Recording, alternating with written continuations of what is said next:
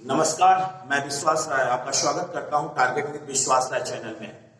आज जो हमने विषय चुना है वो सीटेट, यूपी टेट और सुपर टेट अदर जो स्टेट हैं टेट के, उनके लिए बहुत ही महत्वपूर्ण टॉपिक है इदम, अहम और पराहम। यानी ये सब्जेक्ट हम आज पढ़ने वाले हैं कि इड, ईगो और सुपर ईगो। प्रश्न यहां से हमें मिल जाते हैं और सिगमंड फ्रायड मनोविश्लेषणात्मक, अगर हम कहें मनोविश्लेषणवादी, यानी वो मन की बात करते हैं और मन में उन्होंने दो तीन चीजों पे बात की है, एक कॉन्शियस, अनकॉन्शियस और एक सबकॉन्शियस, जिसे आप चेतन, अचेतन या अवचेतन मन भी कहते हैं।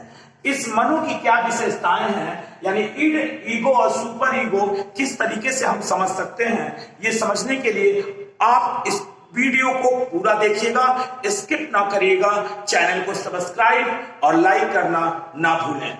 आते हैं टॉपिक पे। ये इड है, इदम, अहम और पराहम। इड, ईगो और सुपर ईगो। बात करें यदि हम इड की, तो इड में अनकॉन्शियस होता है, ये अचेतन मन होता है। जो इदम होता है अनकॉन्शियस यानी अचेतन मन होता है, और इसके अचेतन मन और जन्म से होता है, और इसमें इच्छाएं जो होती हैं वो बड़ी एग्रेसिव होती हैं, डिजायर जो होते हैं फुलफिल नहीं हो पाते, बहुत प्लेजर, हमेशा खुश रहने की क्षमता वो चाहता है, इसे हम इड कहते हैं। अगर ईगो पे आए, इसे अहम कहते हैं, ये कॉन्शियस है, यानी ये चेतन मन कहलाता है, और इसमें रियलिटी होती है कि क्या वास्तविकता है। यहीं पर ये जो होता है, याद रखिएगा, 3 वर्ष से प्रारंभ हो जाता है बच्चे में, और यहीं पर हम एक तर्कणा करना चालू करते हैं, जो कि तर्क के आधार पर लेते हैं, यानी तर्क शुरू हो जाता है, यहीं पे तर्क शुरू हो जाता है। याद रखिएगा कि यदि तर्क शुरू होने की बात कहें तो हमारा आंसर सदर ईगो हो जाता है, जहां पर तर्क शुरू हो जाता है, और इसीलिए हम इसे पुलिस या रेफरी भी कहते हैं। इसी मन को हम पुलिस या रेफरी कहते हैं। जहां तक बात सुपर ईगो की है, पराहम है, ये मोरालिटी है, ये नैतिक तर्कणा की बात करती है। ये 5 वर्ष से प्रारंभ होता है, और जो ये मन है वो सबकॉन्शियस है, जिसे हम अवचेतन मन कहते हैं। हम बड़ी आसानी से एक उदाहरण के द्वारा हम इसे समझ सकते हैं।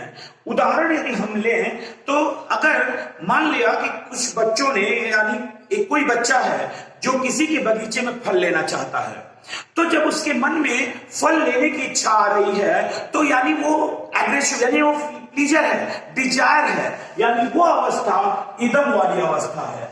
लेकिन सुनिएगा, अब उसके मन में तुरंत जब ईगो वाली अवस्था आएगी, तो वो ये सोच रहा है, तर्क कर रहा है कि इन्हें चले जाने दो, यानी माली जब सो जाएगा तब हम इस फल को तोड़ेंगे।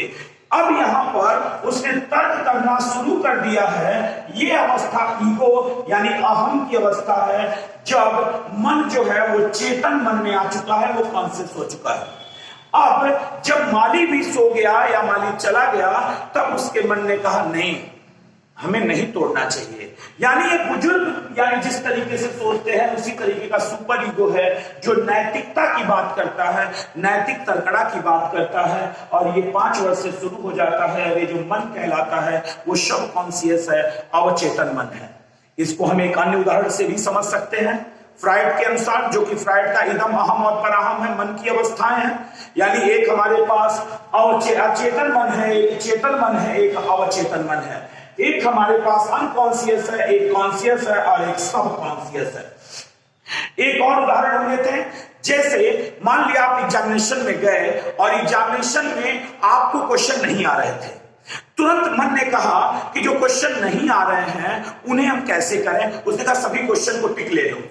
जब सभी क्वेश्चन को टिक लेने के लिए आपके मन ने कहा, उस समय ये इदम है, यानी इड है, उस समय ये इड है। लेकिन सुपर ईगो ने कहा कि क्यों लें, हम नहीं लेंगे।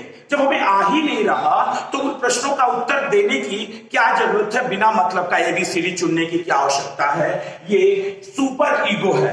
लेकिन इसके बीच में भी एक अवस्था है जो कि ईगो कहलाती है, अहम कहलाती है। उसने कहा नहीं, करना चाहिए, लेकिन आंख बंद करके एबीसीडी का चुनाव नहीं होना चाहिए। कुछ ऐसी चीजें हों जिससे हम 4 विकल्पों में कुछ विकल्प छांट सकें, सही विकल्पों तक पहुंच सकें। ऐसे ही प्रश्नों को हमें धीरे धीरे करना चाहिए। यानी वो अवस्था ईगो कहलाएगी, अहम कहलाएगी, वो कॉन्शियस अवस्था है, वो चेतन मन है, वो रियलिटी पे जाती है, जो वास्तविकता पे जाती है। यहाँ पर तो शुरू हो जाता है 3 वर्ष से प्रारंभ होता है, इसीलिए हम इसे पुलिस या रेफरी कहते हैं, पुलिस या रेफरी कहते हैं। तो ईड, ईगो और सुपर ईगो, यही इसका कुल का भावार्थ है।